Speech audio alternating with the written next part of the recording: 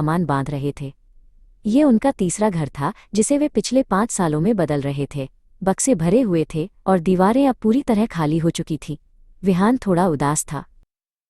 विहान ने उस कमरे के कोने को देखा जहां उसने अपनी ऊंचाई नापी थी।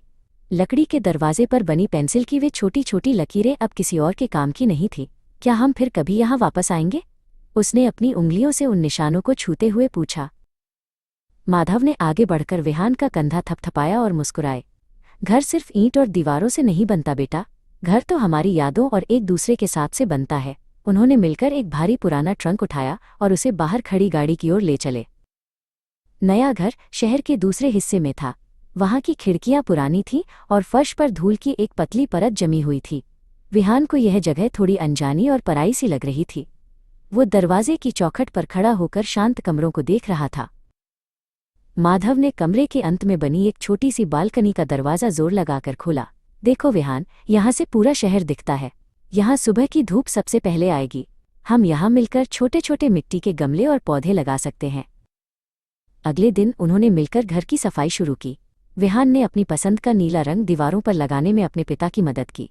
ब्रश और पेंट के छींटों के साथ खेलते हुए वो खाली और खामोश कमरा अब धीरे धीरे उनका अपना लगने लगा था। रात को जब सामान पूरी तरह नहीं खुला था तो उन्होंने फर्श पर एक दरी बिछाकर ही खाना खाया। मोमबत्ती की मध्यम रोशनी में एक साधारण सी दाल रोटी भी किसी शाही दावत से कम नहीं लग रही थी, क्योंकि वे दोनों साथ थे। बाहर अचानक तेज बारिश होने लगी। खिड़कियों के शीशों पर पानी की बूंदें शोर मचा रही थीं, लेकिन अंदर विहान और माधव एक पुराने बोर्ड गेम में पूरी तरह खोए हुए थे। बाहर के शोर के बावजूद अंदर बहुत शांति और सुकून था।